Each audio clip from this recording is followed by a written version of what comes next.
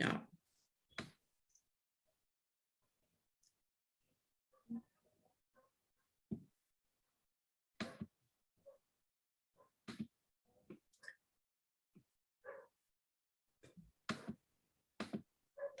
Okay, so good evening, everyone. I'm Pritima Kaushal, your host. I'm from ISTD Delhi Chapter. I extend a very warm welcome to all our guests to this very special evening. 2 days back, on 8th of March, we celebrated International Women's Day when we brought to you a high-powered panel discussion on role of women leaders in managing mental well-being of their employees. The panel comprised of 5 senior women leaders, and the topic was the role of women leaders in managing mental well-being of their employees. So in continuation with our celebration, we are here with another pertinent topic, personal branding. And to speak on this topic, we have, with us a very distinguished guest, a very distinguished personality with us, Lieutenant Dr. Rita Gangwani. I welcome you, Dr. Gangwani. A warm welcome to you. Thank you. Thank you. So nice to have you with us. Thank you. So before we begin, I invite Dr. Rao to give his welcome address. Today we don't have Mr. Mukesh Jain. Yeah, he's traveling to Hyderabad. That's right. Hyderabad, yeah. So, he has just come, Mr. Mukesh Jain. Mukesh ji, I think he has reached. Can you say a few words, Mukesh ji? Jain sir. I think he's logged out. He's not there. No, he's there. Yeah. Tell me, sir. Please go ahead. No. Just Rao, you say good evening. That will be inspiration. Give the welcome address. He is very much around. Actually, I am traveling and my voice is not clear. Please go ahead. No, your voice is clear. Please go ahead. Jain sir. Dr. Rao, please go ahead. Okay. So Mr. Jain is in the aircraft. He's traveling to Hyderabad with the family. So I take pleasure in welcoming each one of you to this special session. First, on behalf of ISTD, on my own behalf, welcome Lieutenant Dr. Rita Gangwani for taking her time and also agreeing to allow recording of the session so that it will go to hundreds and thousands of our viewers and our well-wishers. So thank you. I also recognize the presence of very, very senior professionals, members and leaders of ISTD and other professional bodies, role holders. So I welcome each one of them. Welcome Pritima ji. She is very powerful women leader. She shows a lot of courage, conviction and commitment to keep the show on.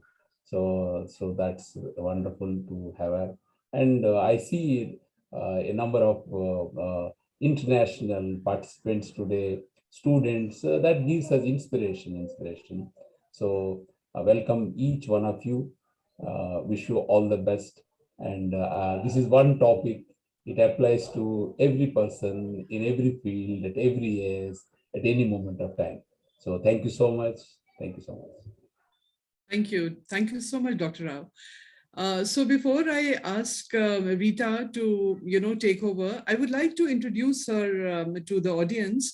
And Rita, actually, she really needs no introduction because she's quite known in the country.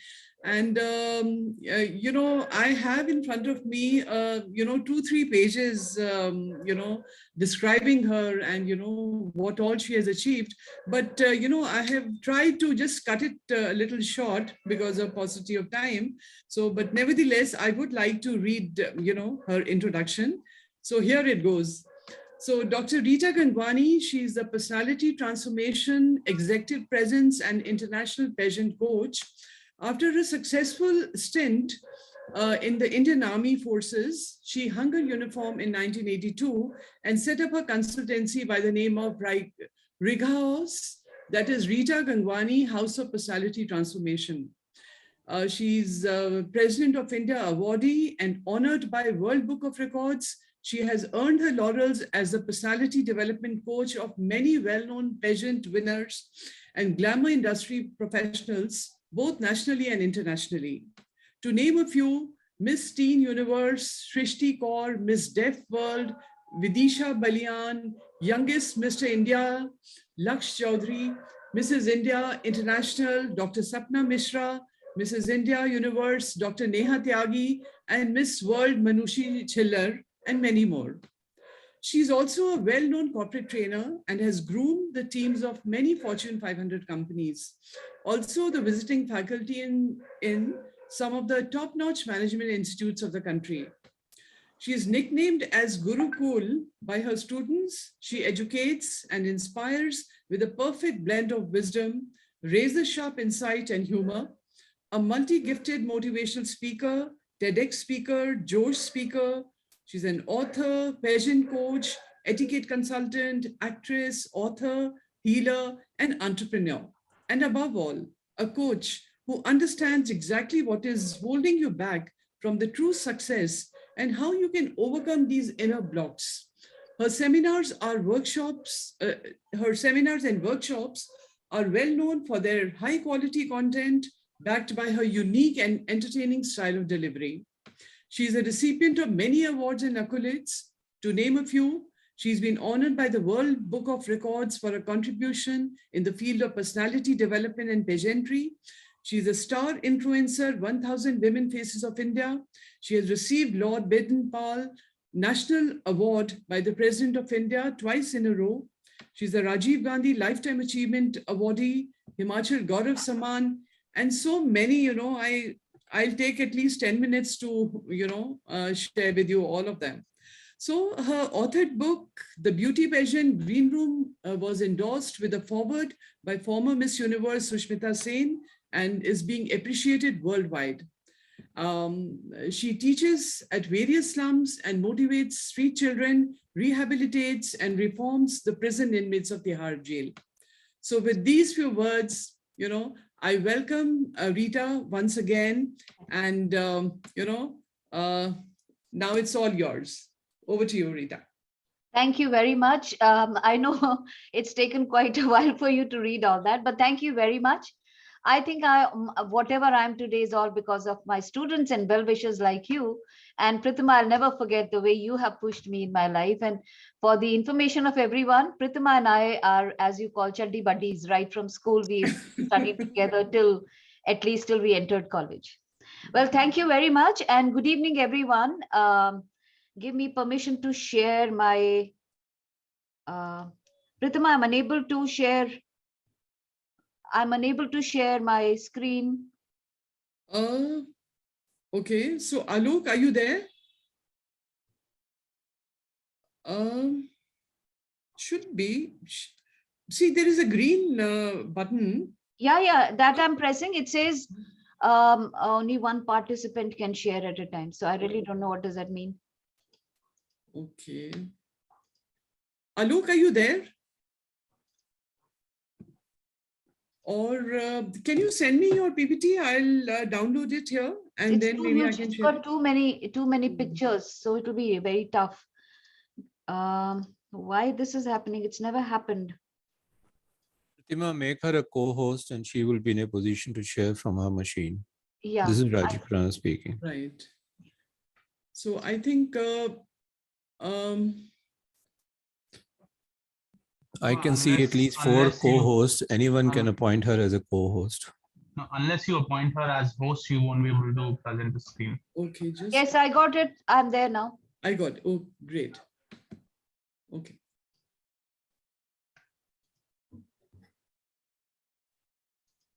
Yeah. Can you see? Yes, we can. Okay. Hi, once again, good evening, everyone. And today I'll be talking to you about creating personal brand. And as Rao sir was saying, that it's one specific thing which is very common in all the industries. Any industry you go, I think it's very, very important to stand out. And it's not so difficult to stand out. If you're working well, of course you will stand out. But there are some other little aspects as well. So let me just enlighten you on that. So think about it. That have you ever wondered why one person with the same skill and the same qualification gets promoted over the other? We keep wondering why. I'm also the same. This person is same. Where did I go wrong? Or on research, they have found that the personal and the executive presence skills came in the second among the top 20 leadership traits. So, according to the study by the Center of Talent Innovation, executive presence accounted for 26% of what it takes to get promoted to leadership positions.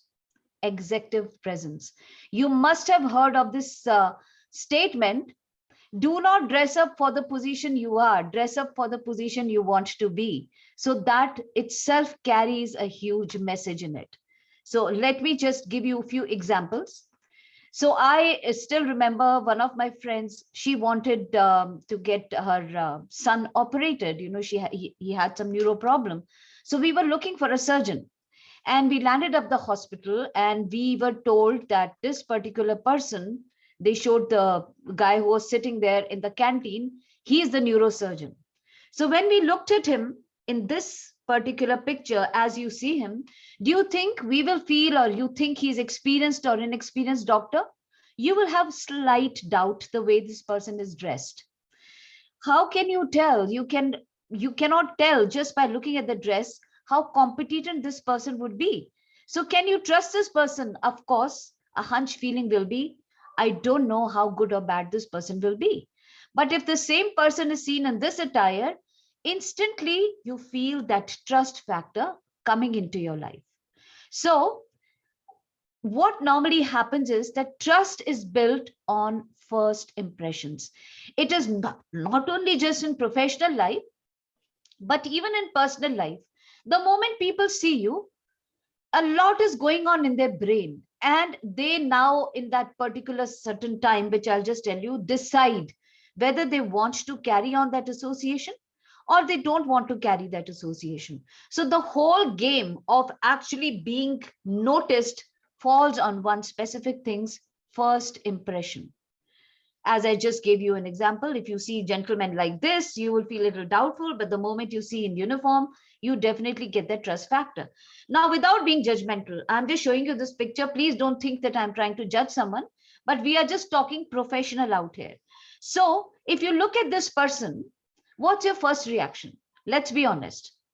And you have a huge business to hand over. And you look at this person, of course, the same feeling will come that this person is so much into herself, you know, so much into all that stuff. Will she have time, a serious time for her work? This is what you will think. So will you trust her? No, not at this moment. You will not. But when you look at her CV, it says something else. 22 years experience, visionary leader, great communication skills, believing in learning, and, you know, connects well with everybody. So you look at this CV and you look at this picture, there is a disconnect.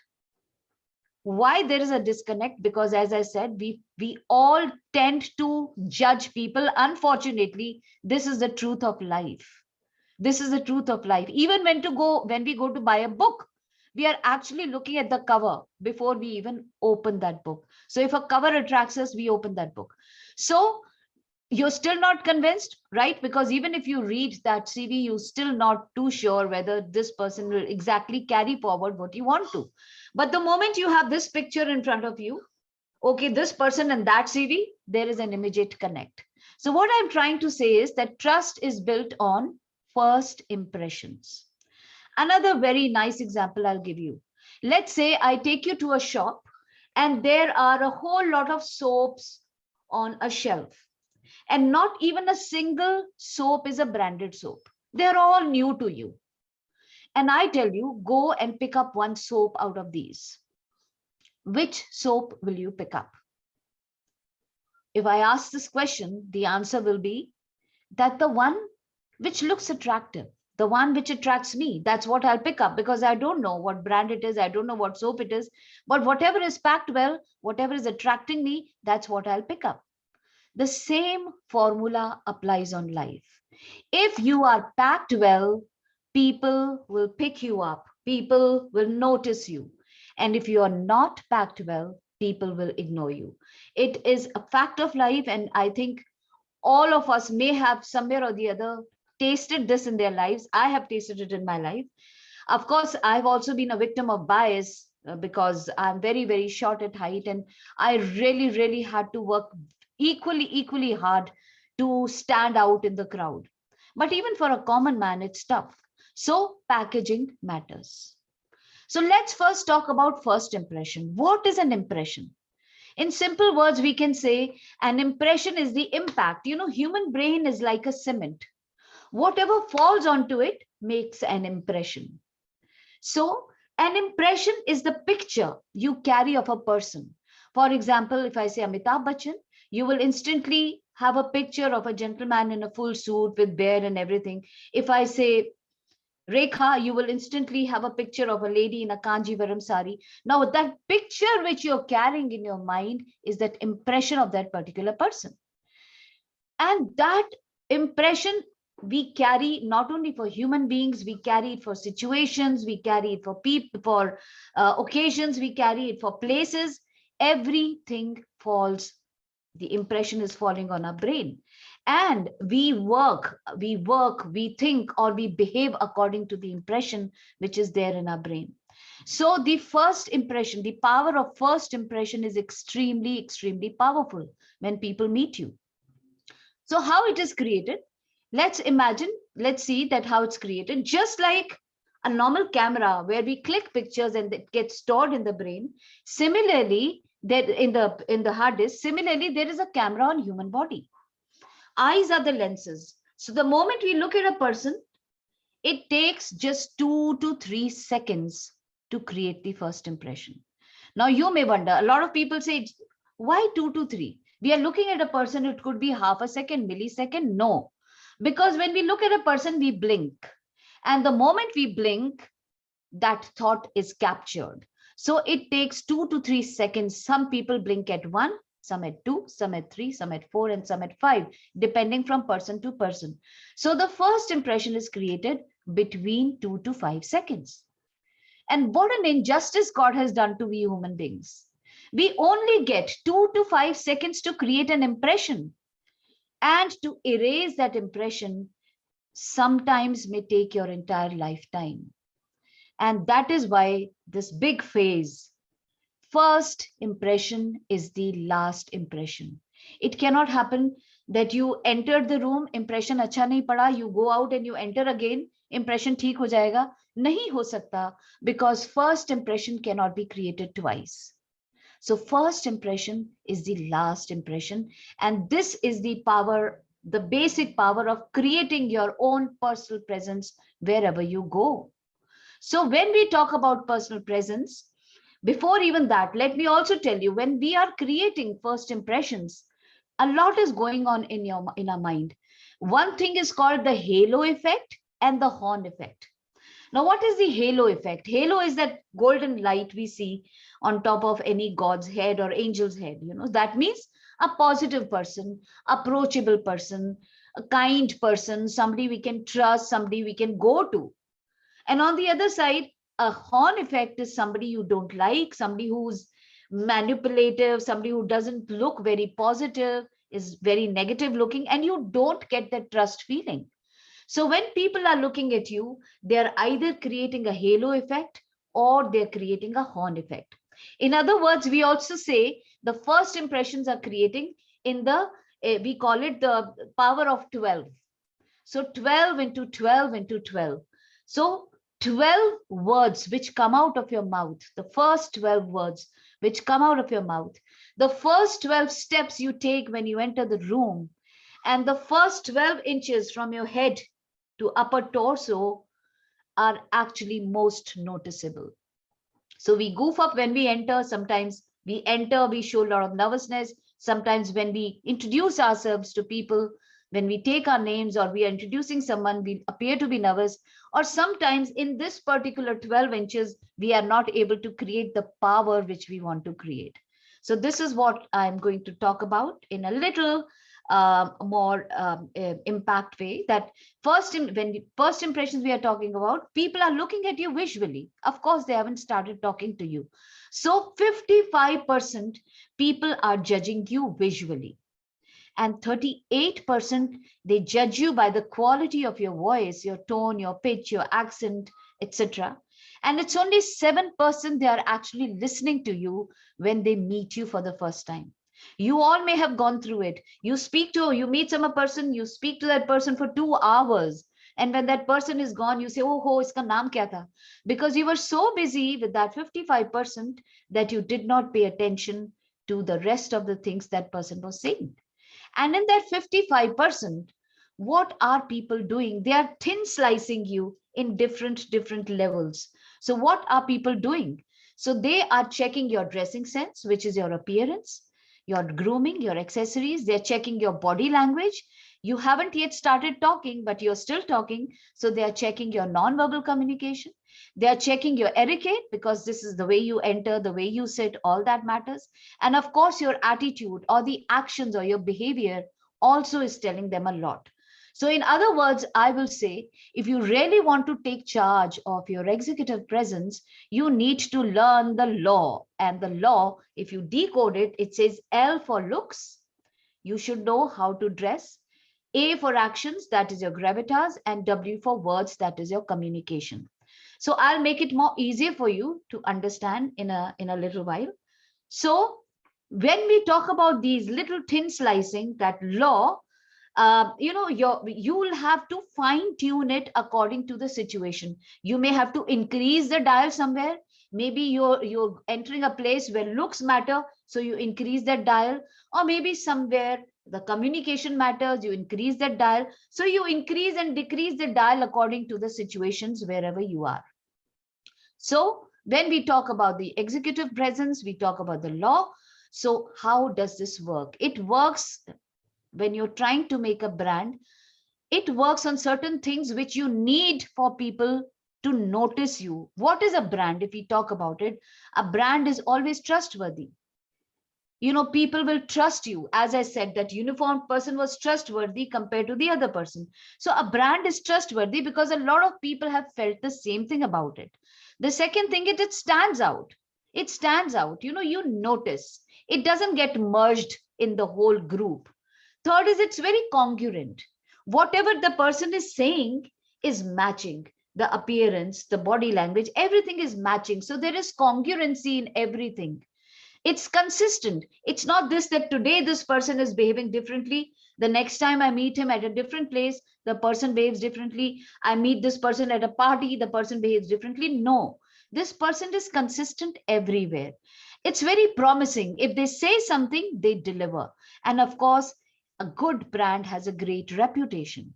So all these things we can create in our own selves by remembering the law of that personal development, which I've just told you. So what is a brand? Whatever this is what the Google says, but actually what I believe, brand is something, or what is a brand is what people talk about you when you are not there. So if you're not there in the room and people are talking about you, they are talking about you. What kind of a brand are you?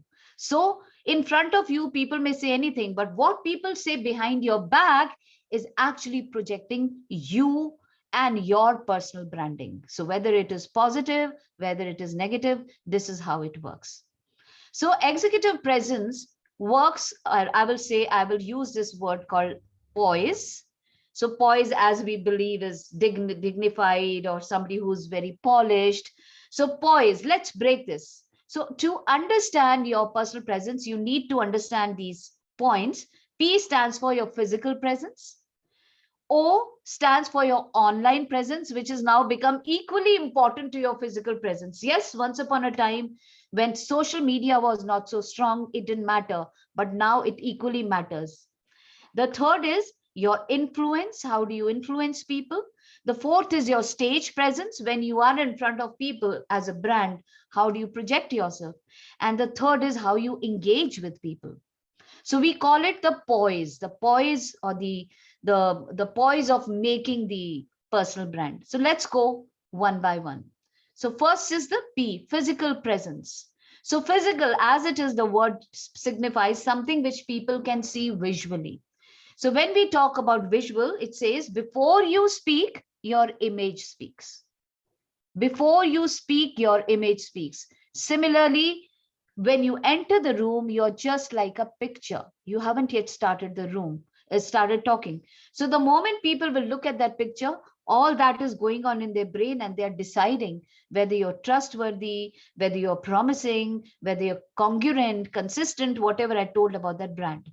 So power dressing or dressing is the combat gear of trip to the top.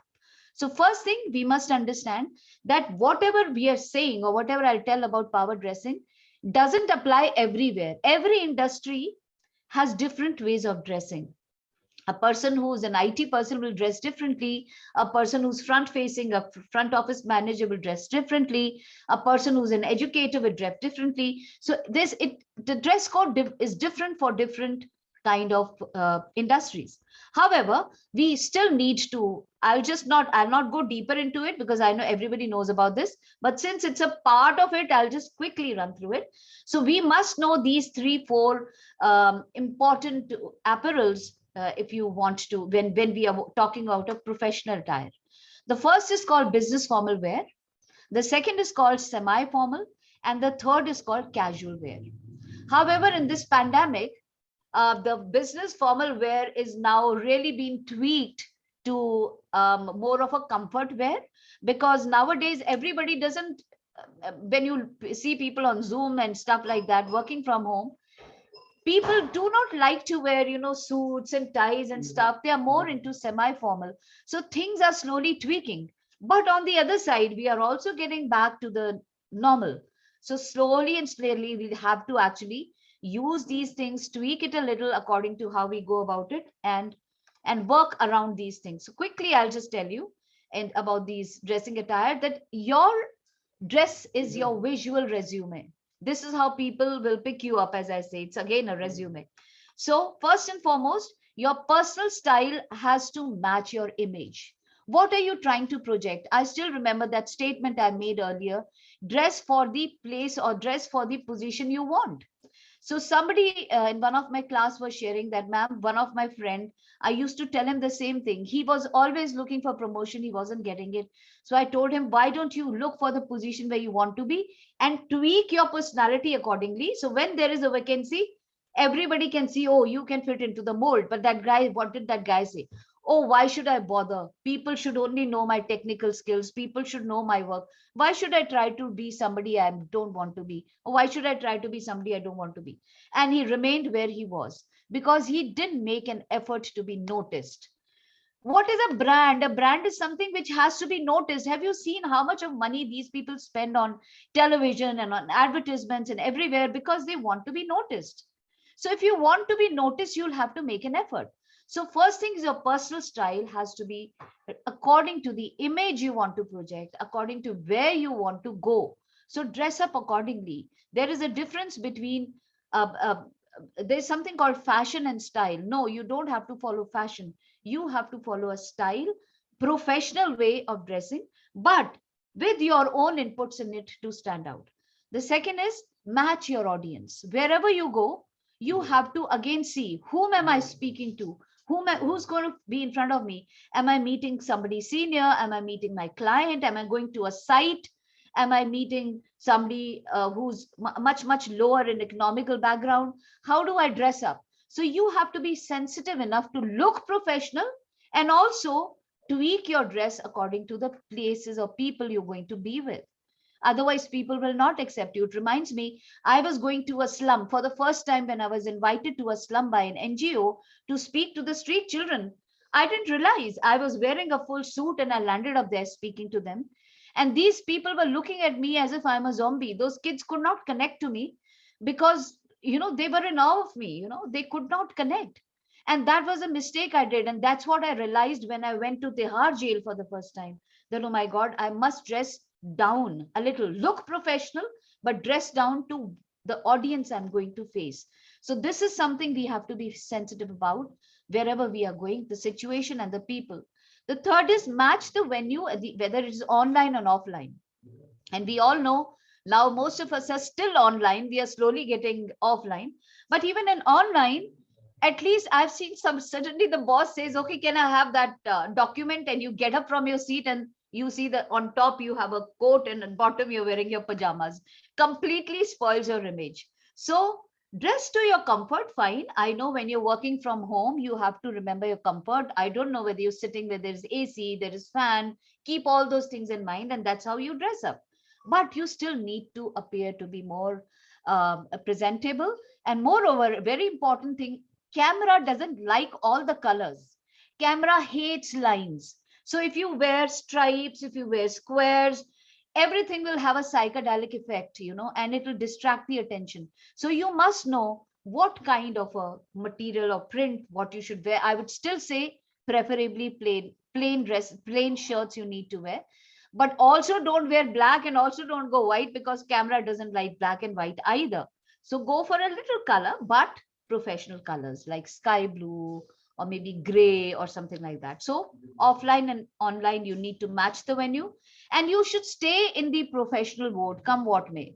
Recently, when at this Women's Day, I still remember I was giving a talk somewhere, and we were talking about breaking the bias, which is supposed to be the theme of this year.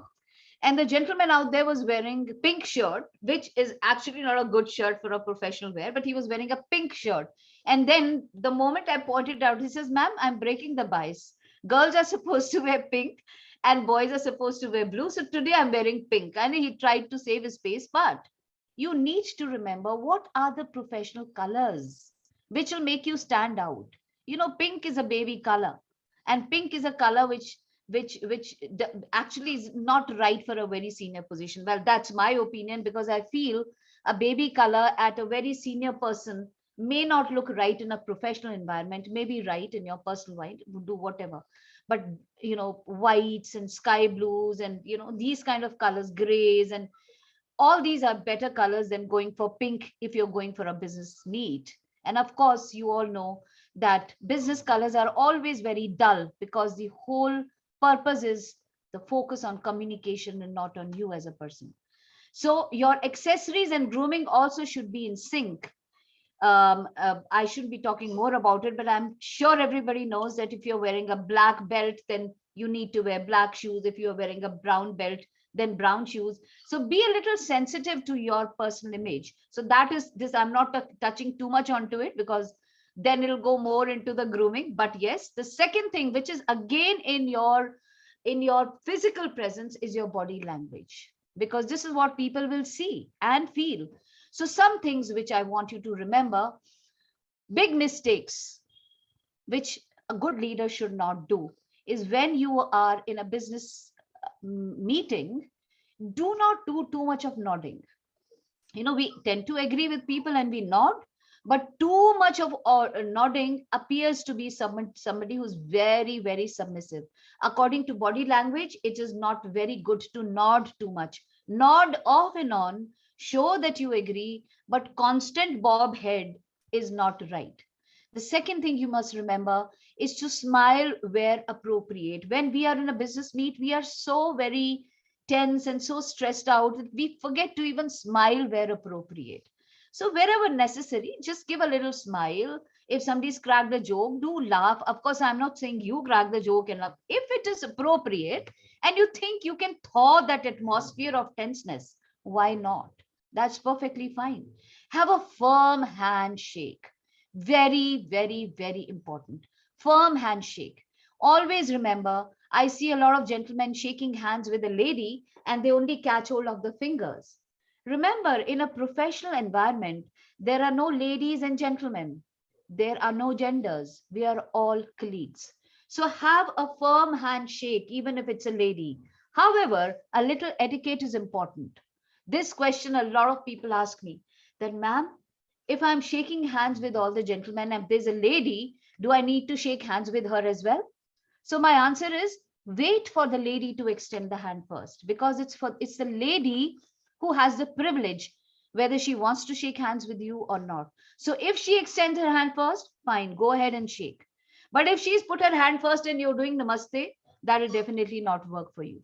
So wait for the lady to extend the hand first. If you don't see any signal, then wish her appropriately, good afternoon, good evening, or whatever best way you can greet that person. So have a firm handshake. Again, if you really want to show power, again, a little tip which I always give to most of the leaders: if you really want to show power, stand on the right hand side of the person and shake hand. When you are standing at the right hand side and you put your hand up, your hand is always on the top. So you appear to be more dominant, influential compared to the person who's on the other side. So another tip for you to show a little more power when you're shaking hands: do not cross your arms, because it's like putting a door in front of you. You know, you look unapproachable. Don't do that. Have great eye contact, because if you do not look into the eyes, the communication is not complete. However, you know, but still we forget to do it. Stand at the correct distance. And I always say, we don't know what culture, ethnicity the person belongs to. Maintain minimum one arm length distance when we speak to anyone. Steeple. You know, when we are nervous, the nervousness tends to come out of these fingers and hands. So if you steeple, it's a sign of confidence. So when you're giving presentations, when you're speaking to people, steeple. It shows that you are confident. But it doesn't mean that you stand like this all the time. That is again nervousness. So what you need to do when you're speaking, open up your palms as you're explaining things, show them your palms. It's a sign of honesty, not this side. So as you're explaining, show your palms, steeple where necessary, and you will appear to be very confident and in charge of your own self. Another is very important: do not touch your eyes, ears, or your face. This mistake we have always been doing. Till I make you conscious, maybe we are still doing. Now, what is that mistake? Whenever you will lie, or whenever we have lied, we always want to scratch our nose. It's a normal thing which happens with all of us. The moment you're saying something and you will scratch your nose, the person looking at you will instantly feel doubtful whether you're telling the truth or not. Remember Bapu ke teen bandar. Bura mat dekho, bura mat bolo, bura mat suno. So whenever somebody tends to feel that कि मैं झूठ बोल रहा हूं, may touch the face, may feel मैं बुरा बोल रहा हूं, is listening to himself telling a lie, might touch the ear, may feel or may see himself telling a lie, may touch the eyes. So these are little subtle details which will spoil the image. So you are showing here that power, that confidence, and while talking, you're suddenly touching your ear, your eyes, or maybe as a lady, you're touching your hair. You are giving yourself away somewhere or the other. That is not a very confident body language. Do not fidget. I see a lot of people while sitting there shaking their legs. I'm sure some of you are already doing it even while you're sitting here. That again is very visible to people, which shows that you're impatient. You want to get it out as soon as possible out of that situation. So avoid these things, because these are things which are actually a big spoiler of making your executive presence. Look confident, feel confident. And if you feel that you're not yet been able to maintain or make a rapport with the other person, then the only trick is to mirror that person's body language. Try to copy that person's body language. So at the moment when you start doing it, you are the follower, the other person is the leader, because you're following that person's body language. And if you do exactly, but don't do like somebody scratched and you scratched, you did this, then it'll look like you're actually copying somebody. The person should not know that you're copying their body language. Very discreetly copy their body language, and you will see after 5-10 minutes, as you change your body language, unconsciously even that person starts changing the body language exactly to the way you are changing your body language. So that is like putting a person in a physical trance. We call it mirroring body language. It's an art you must learn as a leader. If you really want to convince people, there may be a lot of people who do not want to be with you or do not agree with you, but you want to convince them, then you need to mirror the body language of the person you really want to convince, and you slowly see how the things change. So that's your physical presence. Coming to the part 2, your O, that is online presence. Quickly, a few tips on that. We all know that the professional platform is LinkedIn, And that's where you must make your profile. And that's where everything about you should be very, very visible professionally. So your DP, from starting from your DP to your profile title, to your tagline, to the posts and blogs you put out there, to the retweets you are doing, people are watching what kind of things you like, what other things you dislike. Comments and reactions, very important. If somebody comments to what you have posted, it is extremely important for a person with great presence to acknowledge that person's comment. Even if it's a negative comment, you can very diplomatically answer, but that person should feel that he or she is heard. So do respond to comments and reactions to whatever posts, reactions you get. And also, and you nowadays the recruiters are also looking at other digital media, your Instagram, your Facebook, your Twitter. The same combination will follow there as well. But again, congruency, consistency. Out here, you're appearing to be absolute professional, and out there, you're putting pictures of you completely sozzled out in a party. It's not going to match. So see to it. Okay, you may be having a very good time at the party and you want people to know. In that case, you put your profile in a private mode so that only your friends can see it. But if you are out there in the public, again, you have to be there in the public in case you want to be noticed. If you're in private, I see so many people sending Facebook friend messages, and when you get to their profile, profile is locked. And you say, if you're locked, why the hell are you sending me Facebook requests when I can't even see you? So these recruiters and all these people are going to run through quickly through your all digital media. So better be public. And in case you want a private one, create a specific private one for your own self and a professional one separately, so that you don't break the congruency of your online presence. And who you are, people also notice who you are following and who follows you. That also gives them a bit of an idea what kind of a person you are. So what you post matters, or how you react matters. Everything matters. It's like a microscope. People are watching you. Who you connect with, who is sending you friend requests, whose pictures are more there, whom are you interacting with more. Everything is noticed. So some things you must remember to create a good impact is clean up your e-life. So if you have all those images out there which are not congruent to what kind of a image you want to project, please remove them. Then do not do a search and take down anything that makes you look bad. A lot of people every day sit in the morning, Google their name and see what appears. And if you feel that something which is not right, you can request those people to remove it for you so that your image does not get impacted. Make this a weekly thing. Be proactive and regularly search for negative images and posts so that you are always projecting your best image. And don't let your online life sabotage your well-crafted professional image. So be very careful of your online presence. So this is the second thing, besides your physical dress and your body language, and now comes your online presence has to be in sync. The next is your, the third thing is your, the picture, it didn't come. Yeah, the influence. So in influence, very important things. First is that you need to be an effective communicator. And to be an effective communicator, you need to understand the basic things which are required in effective communication. For a good communicator, you have to work on 4 aspects of your life. Not only you should speak well, if first thing starts with reading, you should be a good reader. When you become a good reader, of course, you become a good speaker. When you become a good speaker, you have to write your scripts, you'll become a good writer. And of course, when you are all 3, you will also become a good listener. So to actually be a good communicator, you need to work on these 4 pillars of communication. So even if one is lacking, so many leaders, I feel that when somebody goes to them, they are hardly listening. They're just hearing. They're only listening, selective listening. And that is not what a good leader will do. A person with great brand will do. A great person will listen to all sides of stories and will actually give a chance for the person to finish before they give their opinion.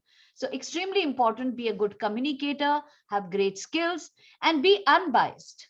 Just because you do not believe or do not like somebody doesn't mean that you don't listen to what that person has to say or switch off when that person is talking. So a good person with a good grounding will be non-biased wherever they are. And they have the ability to take a pause. That means that they will take a pause, rethink, will take a silent mode before they actually react to a situation. They will not be people who will instantly respond to what is happening. So a good leader is somebody who listens, is calm, takes a pause, and then makes the decision to go ahead and talk about it. And they look at both sides of the situations. So these four need to be worked upon because time is less. So I have to just run through these. So words also matter. What you say also matter. It says what you can say in 40 words or 10 words. It doesn't mean that you have to use so many words to describe things. So pick up your words properly. It reminds me of a beautiful story that in an ashram, one of the shishyas went and asked Guruji, Guruji, can I pray while, can I smoke and pray? Now Guruji got very angry. He says, how can you smoke and then pray? That's not right. You cannot do it. But after some time, another student went and said, sir, can I pray while smoking? And Guruji said, yes, you can pray anytime. While lying, while walking, while eating, you can pray anytime. Why just smoking? So it was the same message, but the way it was convinced or the way it was told had a different meaning. So you must remember that stories, the words matter. How you put those words across matters. Even a word from here to there actually matters. I'll give you another example. Recently, I was traveling in this country called Scotland, which is very, a lot of etiquette people follow out there. And there, I had to stop a bus at a particular stop. So I got up from my seat and I told the driver, excuse me, can you stop the bus near the red house, please?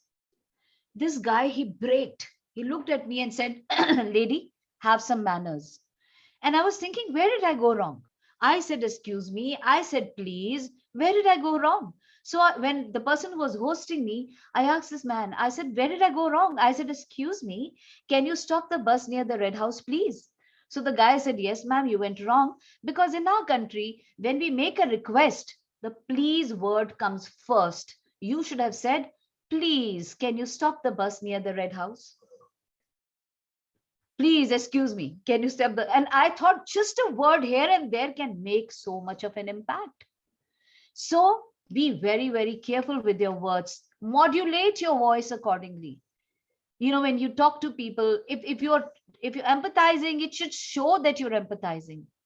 So modulate your word, the inflections, the pauses, and there are so many people I feel they are good communicators, but they have a bad habit of using filler words.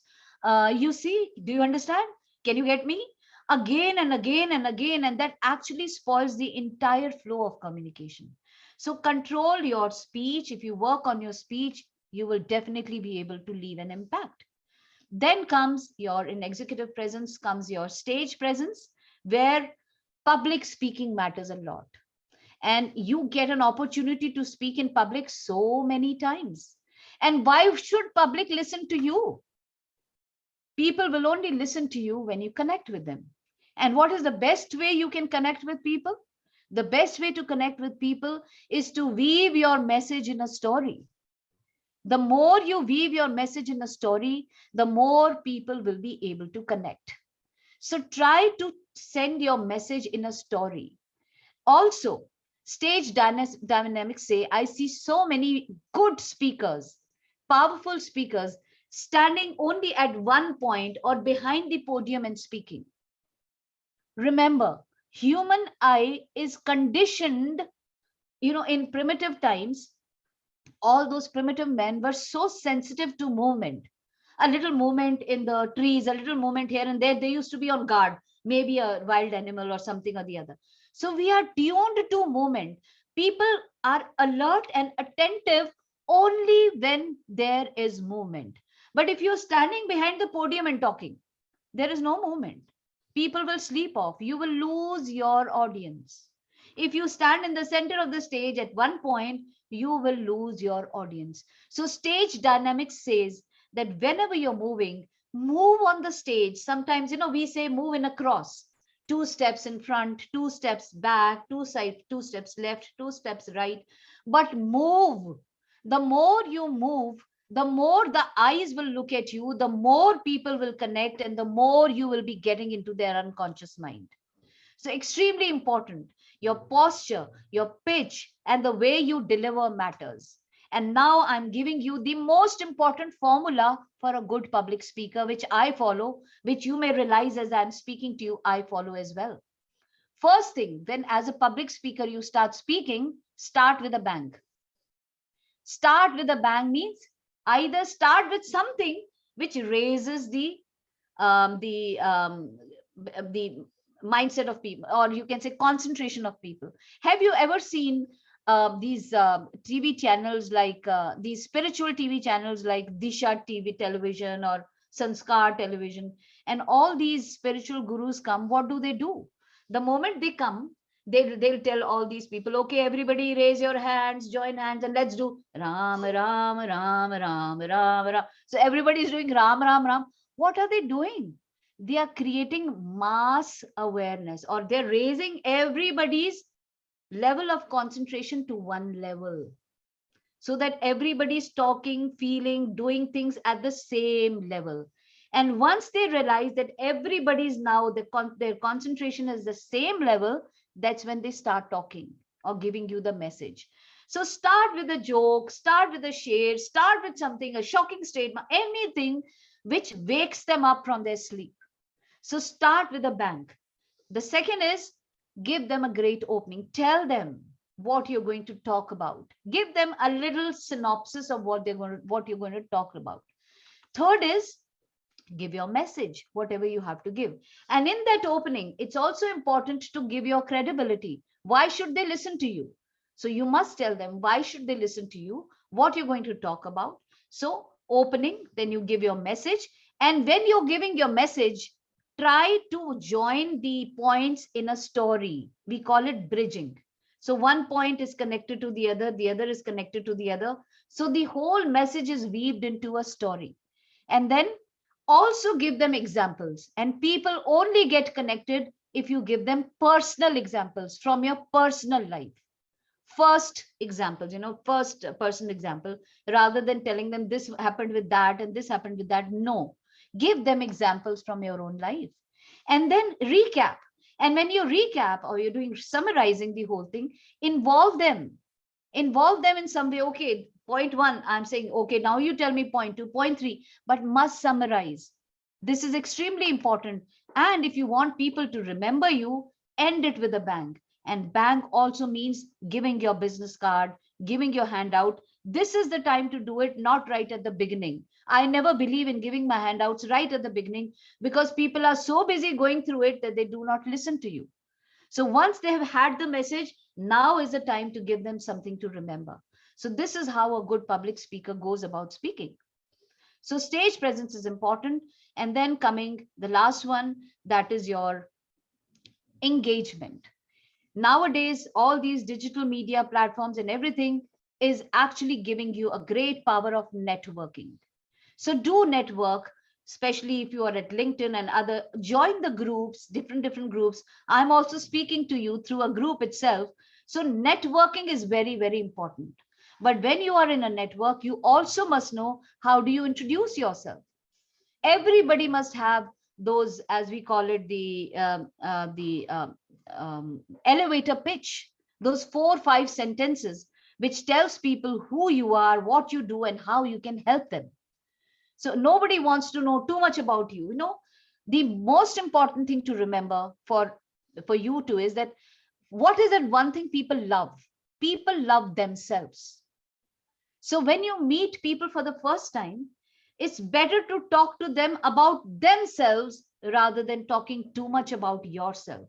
If you tell them too much about yourself, they will switch off. And that is why here comes the help, your elevator pitch, which is just 3 or 4 sentences of what you do. And then probe and open up the other person to talk more about themselves, and slowly you will build your repo. Also, it's important to carry your business cards wherever you go, but also give your business card only to people who you think will value your business card. Don't give your business card to every Tom, Dick, and Harry. Otherwise, they'll take it and it goes into their bag, and got that eventually it lands up in a dustbin. So be conscious of whom you want to network with, who will value your business card, and then go around introducing yourself, meeting with people, giving your business card.